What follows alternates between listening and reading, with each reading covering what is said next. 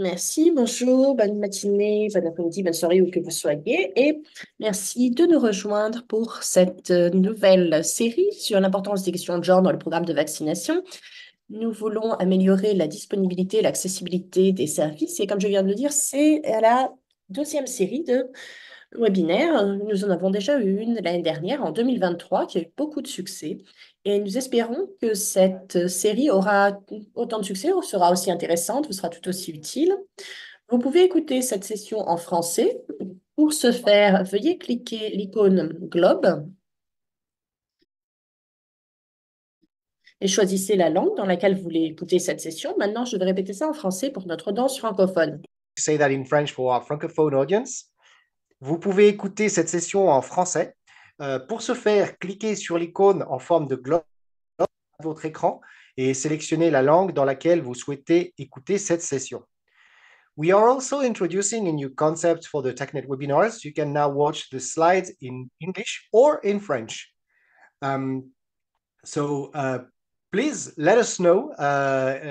Please let us know if you see the slides in the language that you don't want to listen to watch.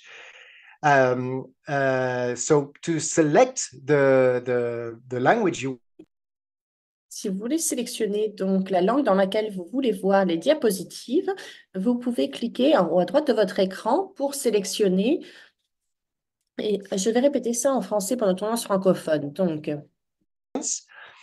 aujourd'hui, donc vous pouvez regarder les slides en français, la présentation en français, donc le visuel. Pour choisir cela, vous cliquez sur Options d'affichage, si vous avez ça en français, ou View Option, en haut de votre écran, et vous choisissez Michaela pour regarder en anglais, ou Stéphanie pour regarder en français. Si vous avez un souci, vous pouvez me le dire dans le chat. donc, en parlant du chat, nous serions ravis de savoir qui nous rejoint aujourd'hui. Donc, vous pouvez déjà vous présenter et nous dire votre nom, d'où vous venez. Vous pouvez également utiliser la zone de commentaires si vous avez besoin d'assistance technique et je ferai de mon mieux pour vous aider. En particulier, si vous n'avez pas compris comment changer l'affichage des diapositives, faites-le moi savoir et j'expliquerai ça dans le chat. Si vous avez des questions pendant la présentation, veuillez utiliser la boîte de questions et réponses qui est en bas de votre fenêtre, là qui est disponible. Vous pouvez poser vos questions à n'importe quel moment. Nos présentateurs vont y répondre quand ils le peuvent, ou à la fin de la session, pendant la session de questions et réponses. Oh, désolé, pardon, vous n'allez pas répondre. Par qui vous allez répondre oralement, n'est-ce pas, Stéphanie? Oui. Oui, nous allons essayer de garder un petit peu de temps pour pouvoir adresser des questions. En attendant, n'hésitez pas à poser vos questions par écrit et nous aurons un petit peu de temps à la fin pour discuter. Merci. Et dans la boîte de questions-réponses, s'il vous plaît. Enfin, cette session est enregistrée. Nous allons partager les liens vers la vidéo ainsi que les diapositives par email. Nous vous remercions beaucoup pour votre attention. J'espère que vous allez apprécier cette session. Je vais passer la parole à Stéphanie. Merci, Alex. Et donc, commençons directement avec la diapositive suivante. Alors, une fois de plus, bienvenue tout le monde sur notre deuxième série de webinaires sur l'importance des questions de genre dans le programme pour la vaccination. Comme Alex l'a mentionné, c'est la deuxième partie de notre série de webinaires que nous avons commencé tôt l'année dernière. Pour ceux d'entre nous qui nous rejoignent maintenant, pour la deuxième partie, ce n'est pas trop tard.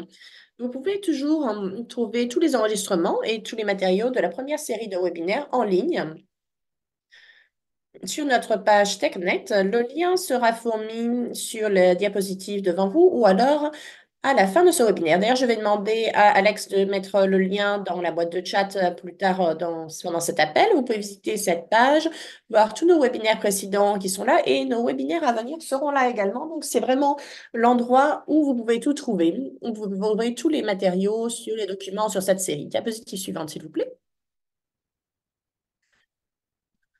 Et je voudrais également mentionner, alors que nous commençons aujourd'hui, c'est la journée juste avant la journée internationale des femmes. Et le thème aujourd'hui pour l'ONU, c'est investir en faveur des femmes, accélérer le rythme. C'est vraiment un bon moment pour commencer cette série de webinaires pendant une semaine qui sera remplie d'événements, de célébrations et qui vont positionner les femmes comme des acteurs et actrices importantes au niveau mondial et qui peuvent également apporter des soins de santé partout dans le monde de façon efficace. Il faut donc inclure les femmes, s'assurer qu'elles soient incluses dans les designs des programmes, dans la livraison des programmes, en particulier des services en ce qui concerne l'immunisation. Parce que parfois, ces programmes sont conçus sans vraiment inclure de façon importante les femmes ou et les filles. Et c'est donc important de faire dans ces services de plaidoyer pour les services qui sont ciblés.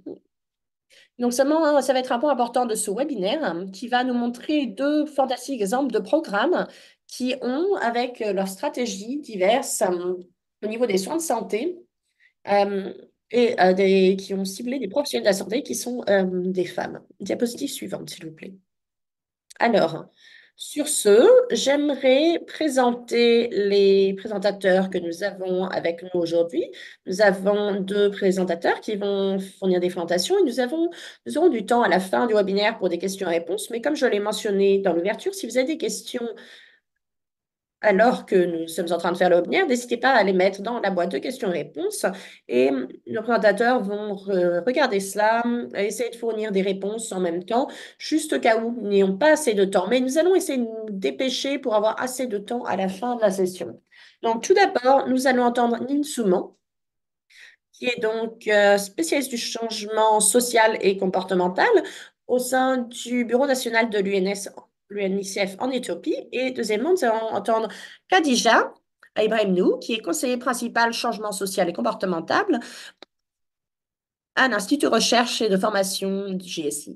Donc, deux contextes très différents avec deux conceptions de design très différentes. Diapositive suivante, s'il vous plaît. Donc, juste pour revenir un petit peu en arrière pendant une minute.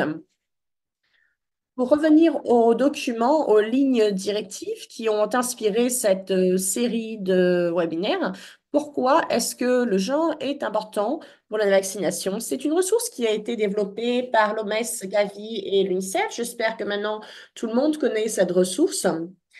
Et ça a vraiment pour but de mettre en valeur la raison pour laquelle la dimension de genre est importante pour la vaccination. Nous savons que le genre impacte la vaccination, que ce soit les comportements de recherche de soins de santé, mais également du côté professionnel sur l'approvisionnement en soins de santé. On va se concentrer sur cette partie dans le webinaire, mais il faut qu'on se concentre sur l'équité et il faut comprendre et adresser les différentes façons qui font que le genre interagit avec différentes dimensions socio-économiques et différents facteurs, comme par exemple l'accès aux vaccins et la prise des vaccins. Diapositive suivante.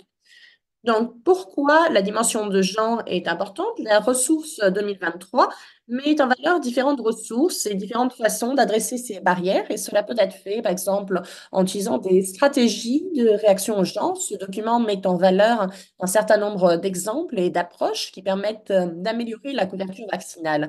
Et ça a été un thème sur toute notre série de webinaires. Donc, dans la première partie de cette série, nous avons couvert quatre exemples différents d'approches pour améliorer la couverture vaccinale. Aujourd'hui, nous allons nous concentrer sur améliorer la qualité, l'accessibilité et la livraison des services. Diapositive suivante, s'il vous plaît. Donc, bien entendu, la qualité perçue des soins, l'accessibilité, la disponibilité des services, cela influence l'acceptabilité des services. Et c'est vrai pour les services d'immunisation en particulier, mais c'est particulièrement vrai pour les femmes.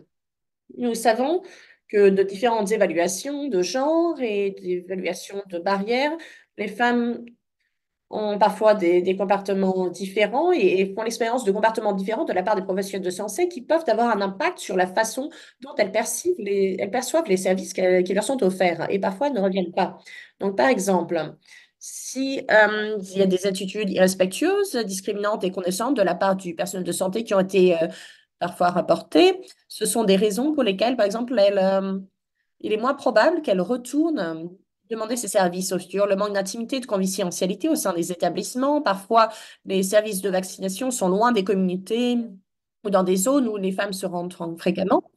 Ou la faible qualité des services en général, comme les ruptures de stock, ou si une femme investit du temps pour amener son enfant et qu'il n'y a pas de vaccins qui sont disponibles, ça peut avoir un impact sur la probabilité qu'elle revienne dans le futur. Et le manque de professionnels de la santé, qui soient des femmes, a également un impact sur leur accès aux services. Juste un exemple qui est mis en valeur dans le guide, pourquoi le genre est important. Au Bangladesh, il y a des femmes qui n'avaient pas recours au service de vaccination parce qu'elles avaient peur d'être humiliées par l'agent de vaccination qui les réprimande, par exemple, quand elles perdent le carnet de vaccination de leur enfant et ne reviennent pas forcément à l'avenir. Diapositive suivante, s'il vous plaît. Donc, comment est-ce qu'on peut s'attaquer, éviter ces barrières et améliorer l'accessibilité et la disponibilité des services? Il y a une liste qui est plutôt longue d'actions potentielles, beaucoup d'exemples qui sont mis en valeur dans notre guide IA 2030, qui peuvent améliorer la qualité et l'accessibilité des services. Je ne vais pas passer sur toute cette liste aujourd'hui parce que bien sûr, ça dépend vraiment du contexte, mais ça met juste en valeur l'importance de mener des évaluations comme les évaluations de genre ou d'inclure des questions spécifiques au genre dans des révisions de programmes, d'évolution de programmes, pour que ces barrières ressortent à la surface et montrer un petit peu ce qui a un impact sur la capacité des femmes et des filles à accéder aux services et ainsi concevoir les interventions appropriées. Donc vraiment, je vous encourage à visiter ce guide si vous ne l'avez pas encore fait. Regardez cette section parce qu'il y a beaucoup d'exemples qui s'appliquent au contexte. Et sur ce, je vais passer la parole à notre premier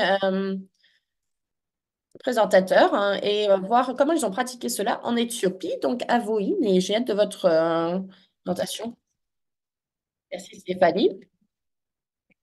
Bonjour tout le monde, c'est Mine.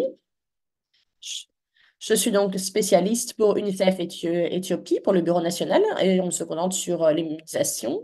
Et aujourd'hui, je vais partager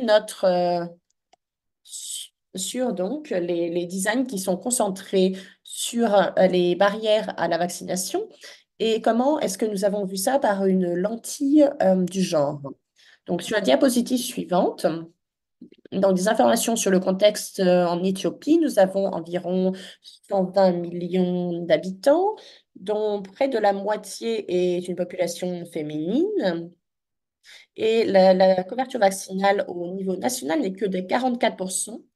Et au niveau, la population vit principalement dans les zones rurales, à 77%. Vous pouvez également voir au niveau de l'éducation chez les femmes dans des communautés rurales, qui est un problème d'ailleurs intersectionnel, qu'il faut qu'on mentionne, est de 48%. L'âge médian de la naissance du premier enfant est d'environ 18-19 ans.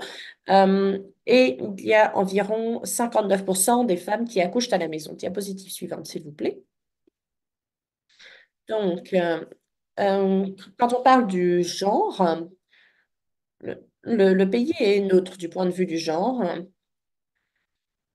car les interventions sur lesquelles nous travaillons actuellement, si nous essayons de travailler sur les rôles en termes de genre qui existent entre les hommes et les femmes, les attitudes envers les femmes et la personne qui prend le plus soin des enfants, par exemple. Généralement, l'homme, le père a plus de connaissances et, en ce qui concerne la vaccination, la santé de l'enfant. Et comme vous le savez, il y a des participants hommes et femmes dans les ateliers, dans les réunions. Et l'intersectionnalité est très peu considérée. Par exemple, les femmes handicapées ou les femmes qui sont dans des zones mais qui ont été déplacées, dans certaines communautés également, l'âge des femmes qui ne sont pas atteintes. Donc, ils ont en ce moment le biais des médias, les plateformes que les femmes utilisent déjà plutôt que pour pour combler l'écart d'accès aux médias entre les hommes et les femmes. Par exemple, la possession d'un téléphone portable, c'est plus élevé chez les hommes. Donc, ces problèmes, c'est la situation actuelle. Diapositive suivante, s'il vous plaît. Donc, certains d'entre vous connaissent peut-être déjà ce design centré sur la personne. Certains d'entre vous ne le connaissent peut-être pas aussi bien. Donc, je voudrais simplement brièvement regarder le processus. Donc, c'est un processus, une approche qui va du haut vers le bas plutôt que des interventions qui font l'inverse. Nous essayons d'identifier des solutions potentielles avec la communauté et ensuite ces solutions potentielles, nous générons des idées par cette suite et nous co-concevons ces interventions avec des membres de la communauté.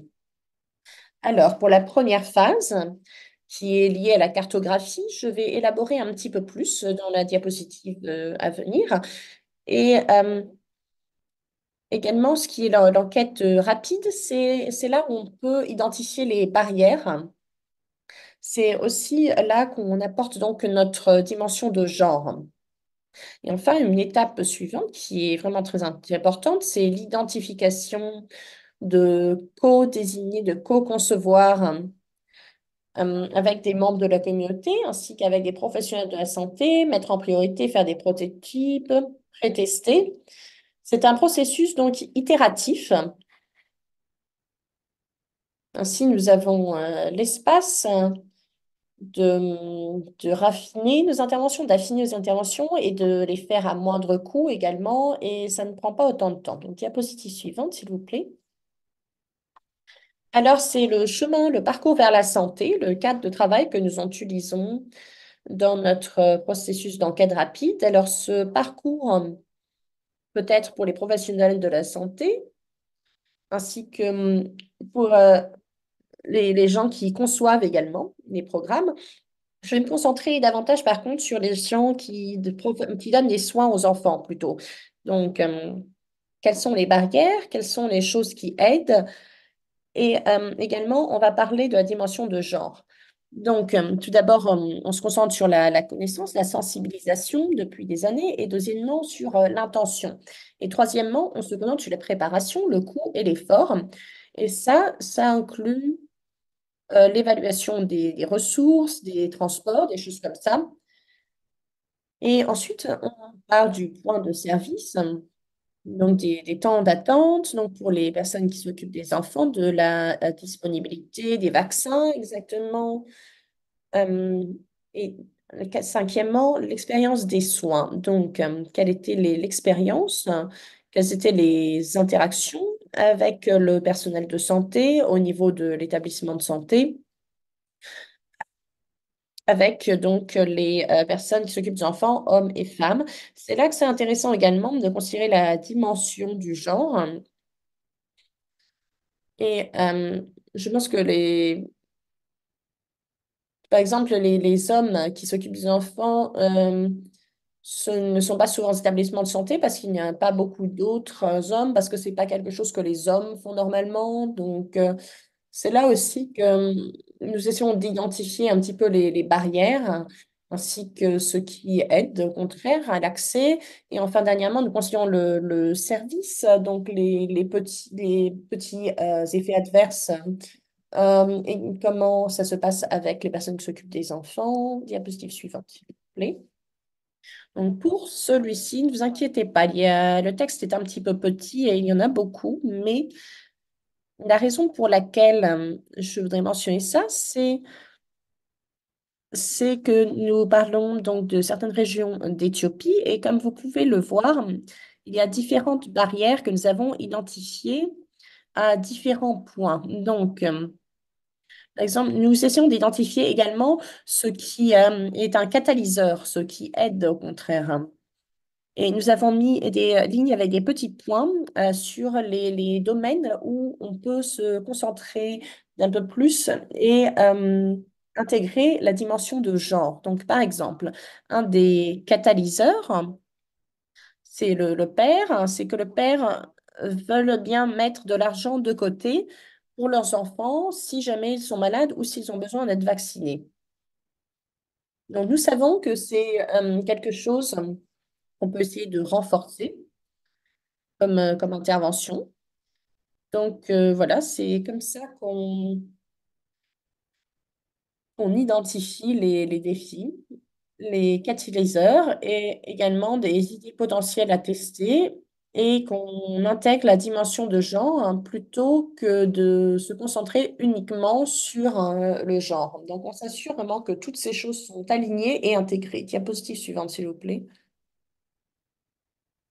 Donc, en se basant sur ces barrières différentes que nous avons identifiées, nous voulons mettre en priorité deux barrières principales que nous allons vous adresser, des obstacles prioritaires. La première, c'est l'implication limitée des hommes. Et deuxièmement, c'est la lacune dans l'intégration client-professionnel au niveau des points de prestation. Donc, diapositive suivante, s'il vous plaît. Donc, les solutions, une fois que nous avons identifié ces obstacles, nous sommes assis ensemble avec les membres de la communauté, avec les professionnels de la santé. Nous allons parler de différentes idées et dans nos sessions, nous avons différents genres, mais nous séparons les membres de la communauté des professionnels de la santé parce que ne voulons pas qu'il y ait une dynamique de pouvoir, nous voulons l'avis de tout le monde.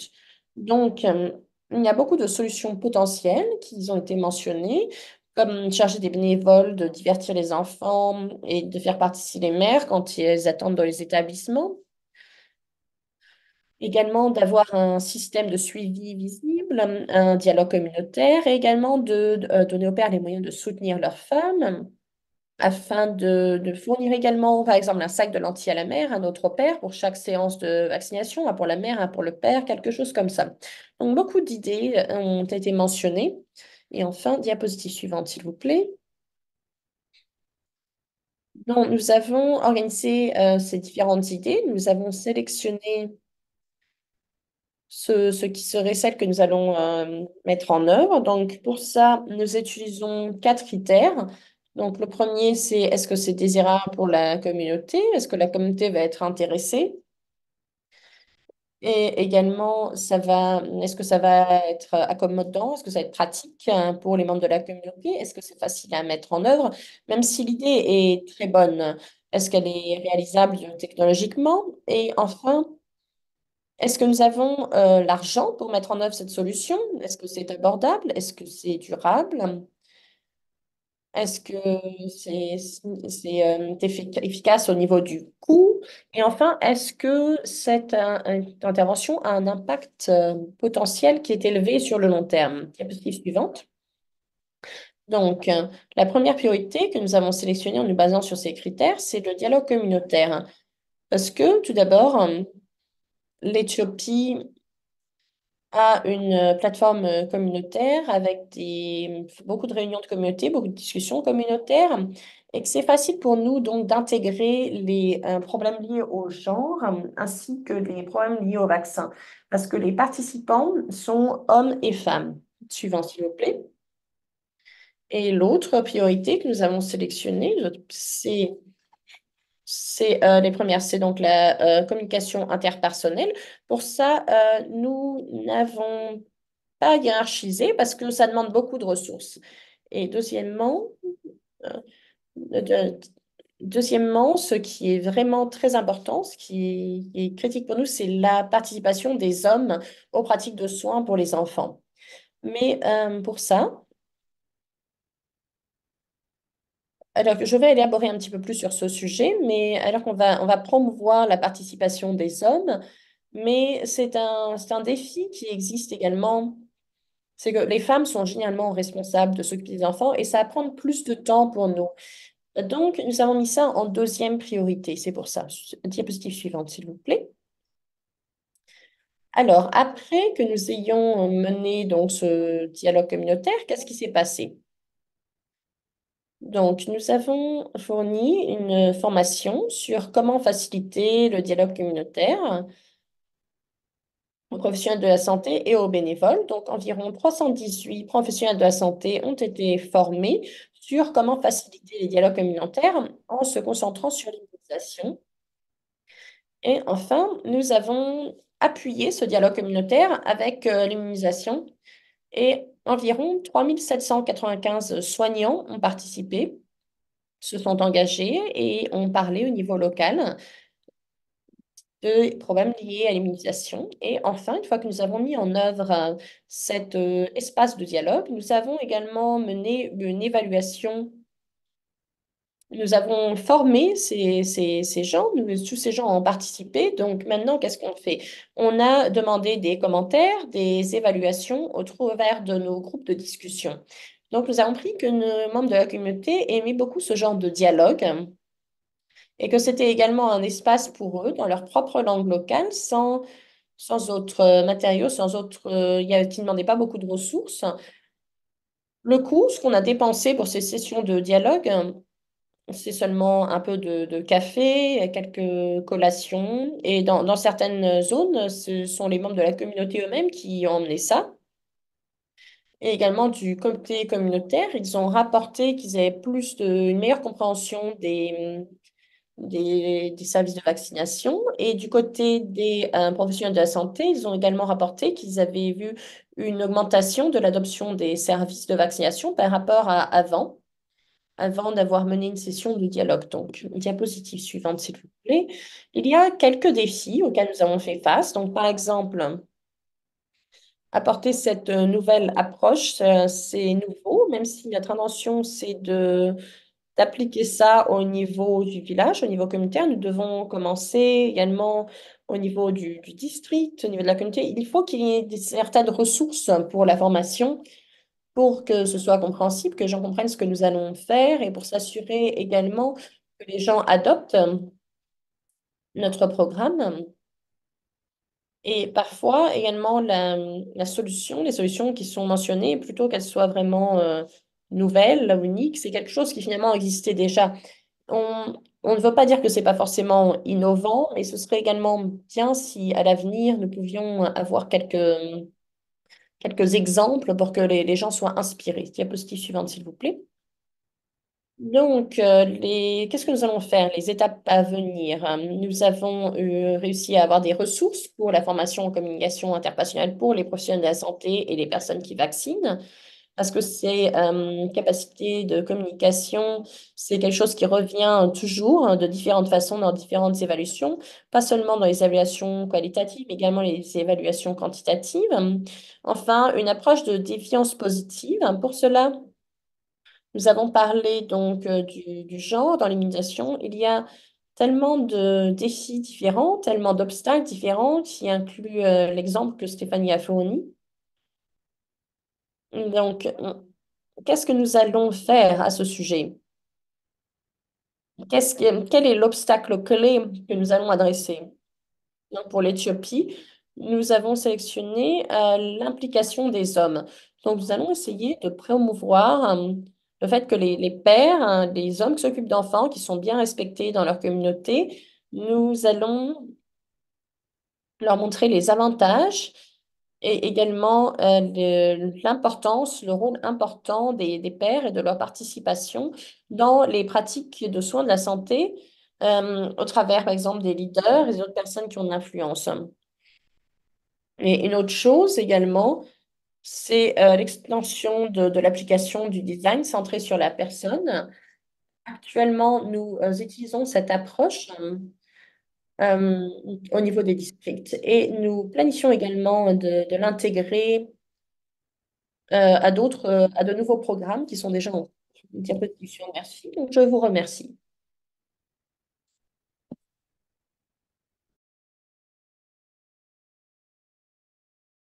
Merci beaucoup, Nîmes. C'était très intéressant. Et vous pouvez dire également de l'implication qu'on voit dans le chat et dans les questions et réponses, que tout le monde a trouvé ça très intéressant, qu'il y a beaucoup de questions qui vont venir vers vous à la fin de la session. Donc, si vous avez le temps, essayez déjà de regarder un petit peu la case de questions et réponses. Essayez peut-être d'adresser déjà quelques-unes de ces questions, si vous avez le temps maintenant. Mais en tout cas, pour le moment, nous avons le temps. Nous avons le temps d'avoir une conversation à la fin. Donc, maintenant, je passe la parole à Khadija. Merci beaucoup. J'essaye juste de démarrer ma caméra.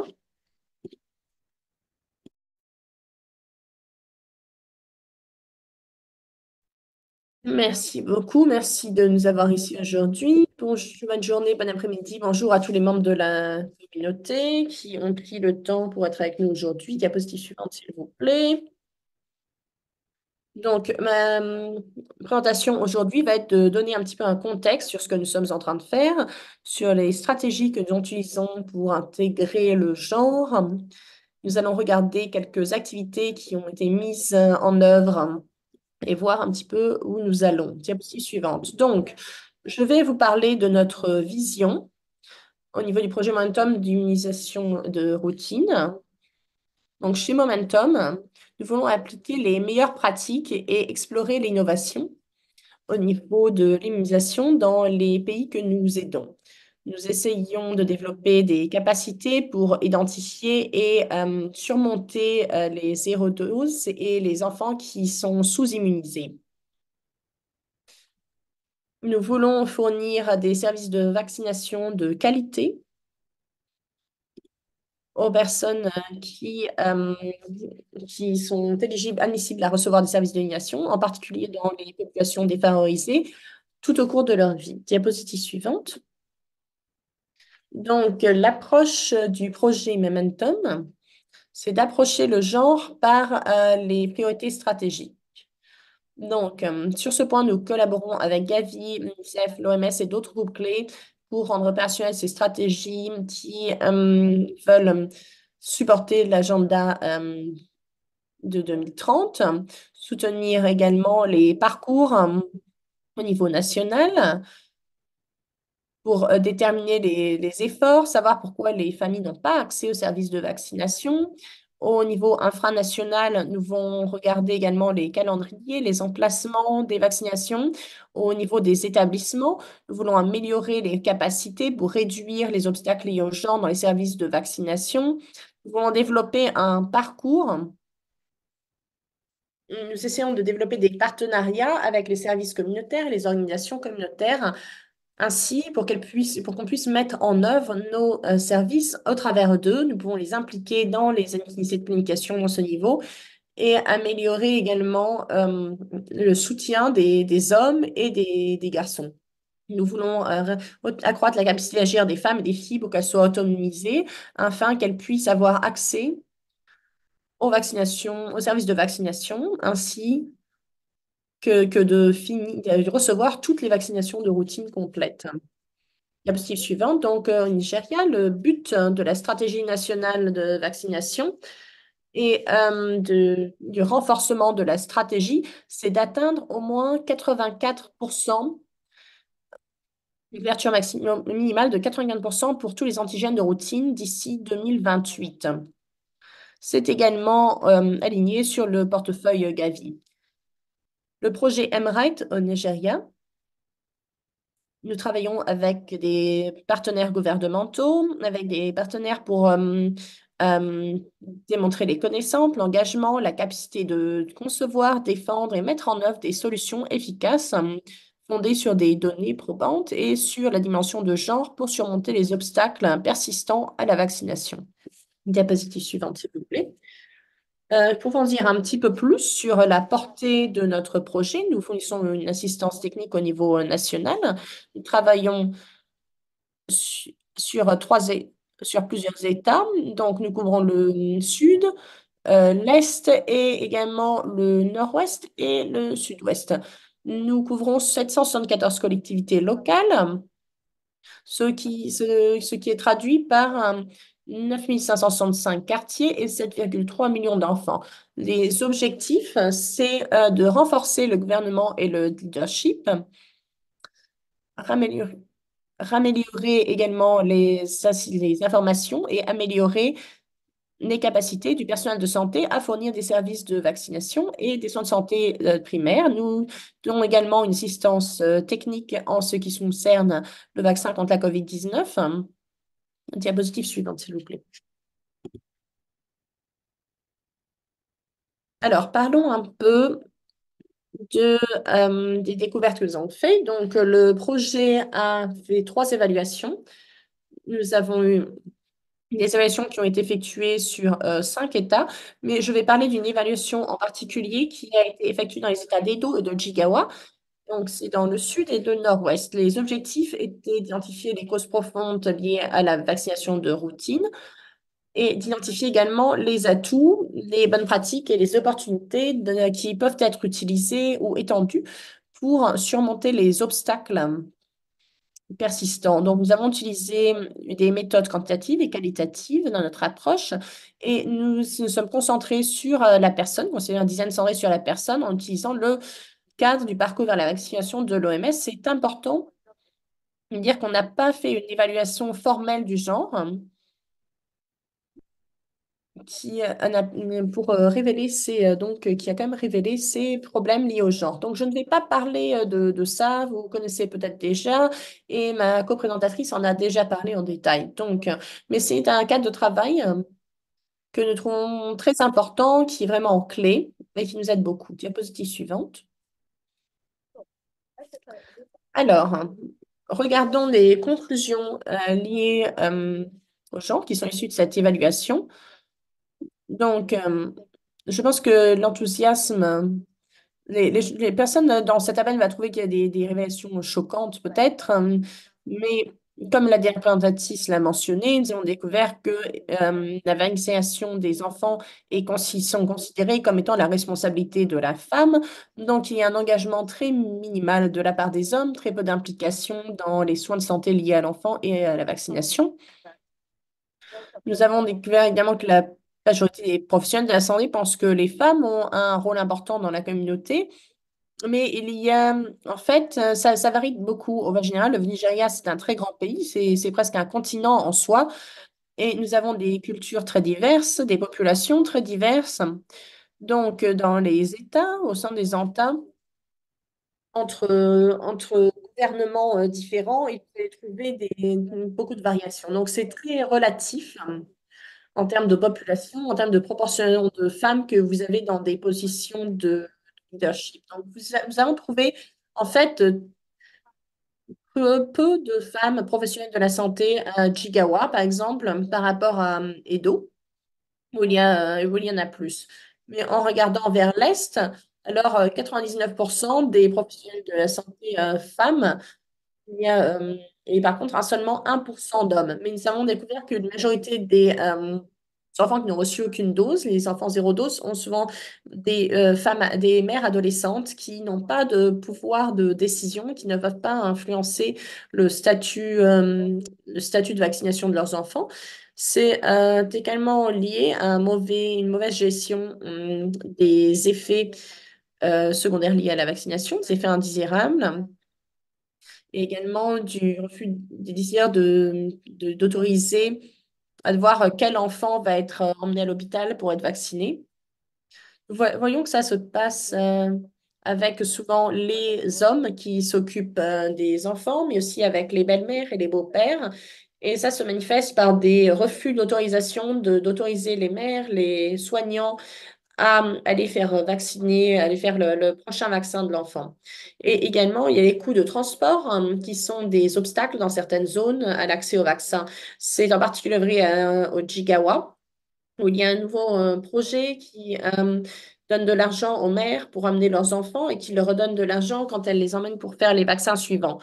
Donc, ils donnent 50-50. Je ne sais pas pendant combien de temps on va pouvoir continuer ça, par contre. Une diapositive suivante, s'il vous plaît. Donc, pour localiser nos efforts et pour mettre en œuvre une stratégie et des priorités, nous devons répondre à toutes ces questions. Nous devons voir quels principes ou politiques sont déjà en place pour l'engagement communautaire, quel système est en place pour la participation des femmes, comment est-ce que ces systèmes opèrent en termes de discussion, en termes de participation, en termes d'adhésion au niveau communautaire. Comment est-ce que nous assurons qu'il y a une représentation équitable des membres de la communauté à ce niveau? Comment est-ce qu'on s'assure qu'il y a une valeur égale aux différentes perceptions des besoins, des priorités? Et donc, comment on assure la mise en œuvre de ces décisions, qui en est responsable, regarder les modalités, qui prend la responsabilité des décisions, qui prend des décisions renseignées, qui sont ensuite mises en œuvre. Et enfin, nous devons demander à quoi ça ressemble quand on reçoit des retours, hein. Les retours de la part de la communauté, à quoi ça ressemble. Diapositive suivante. Donc, essentiellement, voilà ce que nous sommes en train de faire. Nous intégrons le genre dans la communauté d'engagement, dans l'engagement communautaire au niveau, euh, au niveau de l'assistance technique et nous fournissons un soutien logistique au niveau du gouvernement du Nigeria et nous introduisons également des, euh, des indicateurs transformateurs au niveau du genre. Nous intégrons le genre au niveau des immunisations de routine et nous avons également une liste de vérification. Et nous fournissons une assistante technique pour s'assurer que toutes les vaccinations de routine, les soins de santé sont sensibles au genre. Ce que vous pouvez voir sur votre écran, là, c'est un screenshot, c'est une capture d'écran de l'outil que nous utilisons pour nos vaccinations de routine et pour effectuer un suivi également. Diapositive suivante. Je voudrais passer ça et passer à la diapositive suivante et ensuite on y reviendra. Merci. Donc, quelles sont les stratégies qui ont été mises en œuvre ou qui sont utilisées pour adresser les questions de genre au Nigeria? C'est lié à nos priorités stratégiques en ce qui concerne le genre au niveau national. Nous avons fourni une assistance technique au groupe de travail technique, au groupe de plaidoyer, au groupe de travail pour mener une analyse des forces et des stratégies. Nous avons fourni une assistance technique également sur le déploiement d'outils de suivi et d'outils de supervision et pour superviser la performance. Au niveau infranational, nous avons fourni une assistance technique pour nous assurer de la mise en œuvre de l'incorporation des femmes au niveau des organisations de société civile. Et dans ce cadre de travail pour soutenir les leaders traditionnels également. Et cette inclusion a été effectuée pour soutenir donc, les leaders traditionnels autour de qui les stratégies traditionnelles sont conçues et pour permettre un meilleur suivi des patients. Donc ça a été fait dans certains États, en particulier l'État de Jigawa au Nigeria, parce que c'est un État qui a adopté cette stratégie justement. Qui n'a pas encore adopté cette stratégie, il faut qu'elle soit déployée dans tout le pays maintenant. Nous travaillons également pour fournir une assistance technique et améliorer la participation des femmes sur qu'est-ce que c'est le développement communautaire et également pour élaborer des mini-plans, des micro-plans. Nous avons renseigné donc l'inclusion du genre, nous avons intégré l'inclusion du genre dans nos ébauches, déjà dans nos plans, dans nos lignes directives pour la mise en œuvre de la réduction des enfants zéro dose et, pour élaborer ces micro-plans. Diapositive suivante. Donc, les étapes suivantes, les activités suivantes qui sont en train de se développer maintenant, que nous allons mettre en œuvre, c'est travailler. Nous avons cartographié donc une façon de travailler spécifique au contexte. À développer des activités spécifiques au contexte et à la communauté. Et nous avons élaboré des micro-plans pour soutenir les États avec lesquels nous travaillons pour réussir. Nous voulons également nous assurer qu'il y ait un cadre de travail de responsabilisation au niveau national, régional, infranational. Nous voulons que ce soit mis en œuvre avec le déploiement de ces plans. Nous regardons également à comment documenter et ensuite diffuser les résultats de la supervision et des résultats. Nous voulons effectuer un suivi. Et j'ai laissé les deux derniers pour en parler en dernier. Nous voulons actuellement tester, nous testons seulement, nous venons seulement de terminer notre première phase de test de déploiement d'indicateurs de genre pour essayer d'améliorer le soutien à l'immunisation dont j'ai parlé. Donc, revenons à la diapositive d'avant, s'il vous plaît. Donc, voilà ce dont je parle. Nous avons révisé cette liste de vérification afin de tester donc la compréhension, la sensibilisation. Donc ça, c'est vraiment localisé. Donc, vous avez cette liste de vérification pour tester les connaissances. Par exemple, si vous regardez à droite de l'écran, par exemple, les connaissances des politiques de non-discrimination et de lutte contre le harcèlement, qui les connaît. Vous avez donc pour tester la connaissance sur ces politiques pour le Nigeria, voir aussi si ces politiques effectuées dans les établissements? Est-ce que les professionnels ont été formés sur le genre? Est-ce qu'il y a des étapes claires sur les politiques pour les mettre en œuvre? Nous testons également des indicateurs pour faire un suivi, pour identifier la participation des femmes, des femmes qui s'occupent des enfants, la participation des femmes dans le développement de plans et leur participation et l'inclusion également des hommes dans des activités qui se concentrent sur les femmes et les enfants, la santé des femmes et des enfants.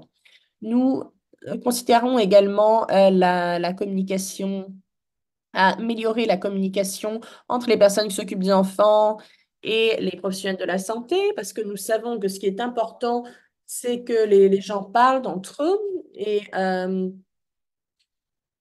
les gens prennent des décisions ensuite en conséquence. Donc, pour revenir à la diapositive 15, merci. Donc, nous testons, nous, nous avons fait notre premier test, je devrais dire.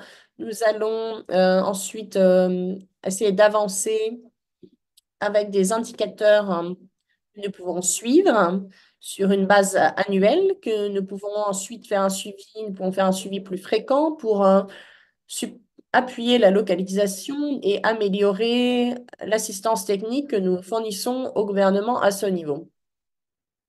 Cette activité spécifique va renseigner les améliorations de l'émulation de routine et le suivi et cette liste de vérification également révisée.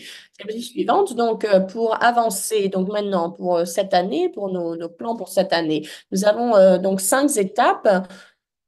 Donc ce qu'on va faire, c'est intégrer le genre. Donc, diapositive suivante. Comment est-ce qu'on va intégrer le genre? On va s'assurer que les OSC pour les femmes vont les engager. Et on veut qu'elles soient concentrées sur les femmes, et qu'ils ont en tout cas un certain pourcentage d'entre elles qui vont être dirigées par des femmes. Et nous voulons vraiment vendre des activités d'engagement communautaire et donner la priorité aux établissements de santé qui dans les communautés. Nous voulons élargir les participants aux réunions de travail pour avoir des données, pour articuler. Nous voulons articuler au gouvernement des visions stratégiques en termes de localisation. Nous voulons étendre les participations des femmes dans cette industrie et dans les OSC. Nous voulons également documenter spécifiquement les résultats liés au genre et les résultats liés au genre dans les réunions de programme national d'immunisation et nous allons parler de nos réussites au niveau national. Nous allons également parler des enfants zéro dose euh, faire un lien entre les indices sur les enfants zéro dose et les obstacles liés au genre. Et nous allons continuer à tester et à faire un suivi des indicateurs de genre. Diapositive suivante. Donc ça va être intégré à notre programmation d'immunisation, notre programme d'immunisation. Donc, c'est une liste de vérifications pour s'assurer que la dimension de genre soit intégrée, que les programmes soient sensibles au genre, mais également s'assurer que les activités liées au genre au niveau de la communauté soient incluses au niveau de notre tableau de bord des responsabilités. Et quand je parle de ça, d'ailleurs, je voudrais parler également de nos 5 étapes, les 5 étapes que nous avons développées pour réussir cela. Donc, diapositive suivante. C'est ma dernière diapositive et je la partage juste pour qu'on puisse réfléchir à ça. Donc, voici des indicateurs proposés.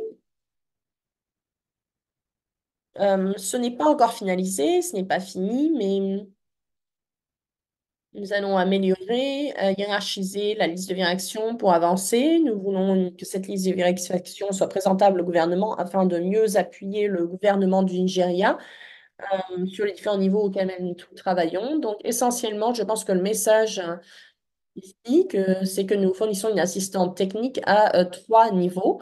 Au niveau de l'approvisionnement de services, au niveau communautaire, au niveau national, au niveau communautaire. Nous travaillons avec les OSC pour nous assurer que les activités, les réunions, les, les messages, l'inclusion des hommes soient tous sensibles et liés au genre, intègrent le genre.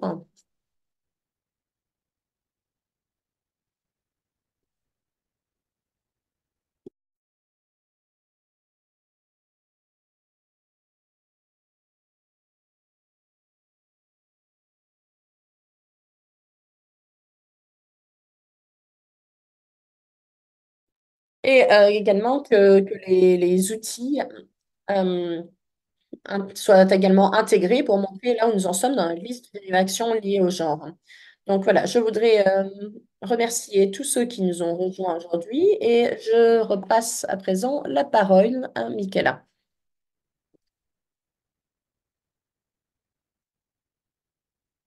Merci beaucoup, Khadija. C'était extrêmement intéressant. Il y avait beaucoup d'informations et ces diapositives avaient tellement d'informations. Donc, vous recevrez tous ces documents après et je suis sûre que vous aurez des questions supplémentaires ensuite pour nos présentateurs.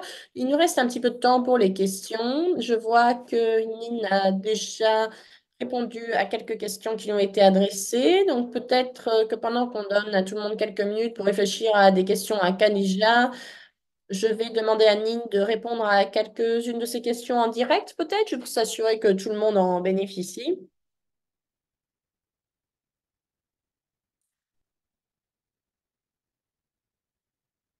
Donc, par exemple, comment est-ce que vous mesurez le changement dans les connaissances et dans la perception? C'est pour le projet Éthiopie.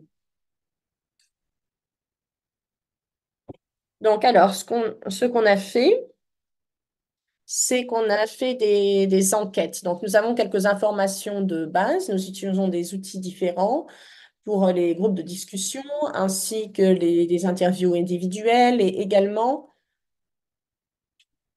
nous avons également regardé différents scénarios. Nous avons des informations de base. Mais quand nous faisons ces enquêtes répétées, nous avons identifié beaucoup de problèmes qui ne sont peut-être pas statistiquement... Comment est-ce que je peux dire ça? Parce que ce sont des enquêtes qualitatives.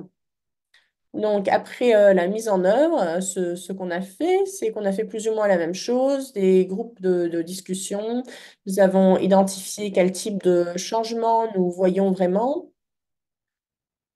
Nous avons différents ensembles de questions, hein, par exemple, différents outils que nous utilisons. Donc, voilà, c'est notre façon de mesurer.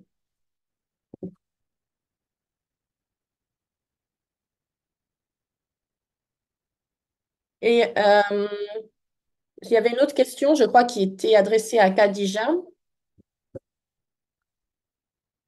Et je crois que ça s'applique également aux conclusions sur l'Éthiopie.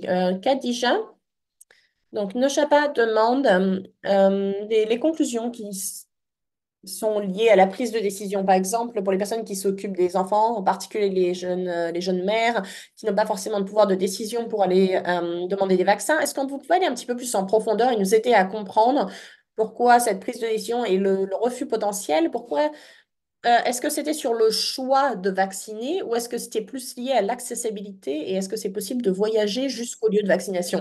Merci pour cette question. Je pense que c'est une combinaison des plusieurs facteurs. C'est de ne pas pouvoir prendre la décision, également ne pas avoir les connaissances de vaccination, de comprendre l'importance de la vaccination. C'est aussi lié au transport parce que, par exemple, si une jeune mère ne peut pas prendre de décision elle-même, alors quelqu'un va devoir fournir un moyen de transport pour aller à l'établissement de santé. Donc, ça, c'est aussi un facteur. Le troisième facteur, c'est aussi, par exemple, les effets secondaires liés à la vaccination. Ça, c'est une des raisons pour lesquelles ça se passe parfois. Si, par exemple,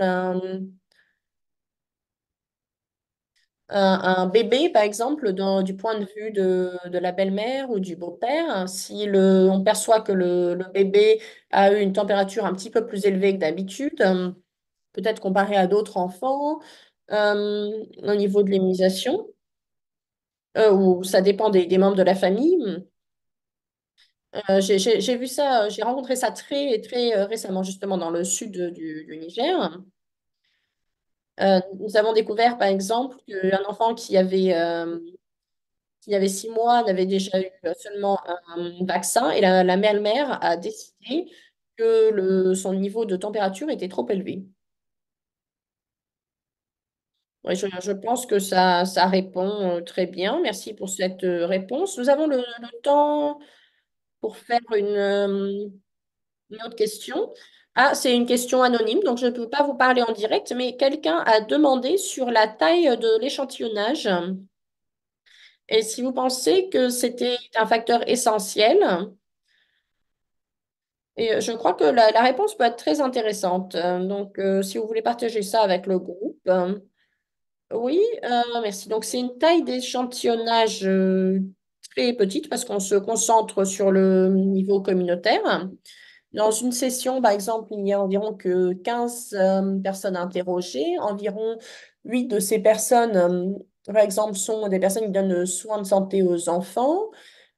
Et le reste, ce sont des personnes qui fournissent les vaccins, des leaders, des mobilisateurs. Donc, ce n'est pas une grosse taille d'échantillon, mais je pense que la valeur vraiment de cette approche, hein, c'est de, d'évaluer les obstacles au niveau local et de mettre en œuvre des solutions au niveau local.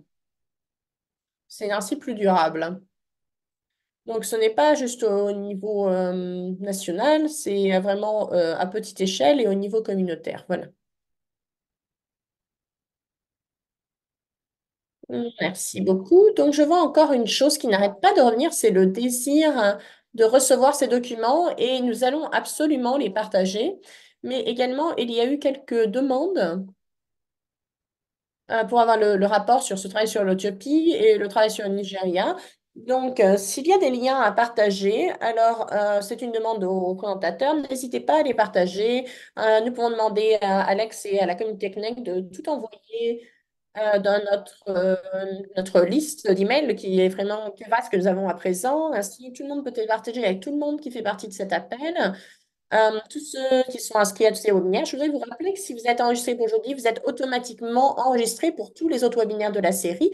Mais n'hésitez pas à continuer à partager les informations avec vos collègues, avec votre réseau, les encourager à nous rejoindre pour les webinaires à venir, parce que nous voulons atteindre autant de monde que possible. Je pense que nous avons à peu près fini au niveau du temps. Nous allons perdre notre interprète à la fin de l'heure, donc je vais m'arrêter ici. Donc, juste pour dire merci encore à tous nos présentateurs et à Alex et à nos facilitateurs pour l'organisation de cette série de webinaires. J'espère vraiment que tout le monde a apprécié et j'ai hâte de vous revoir tous pour la session suivante. Alex, est-ce que vous avez quelque chose à ajouter avant que nous ne terminions?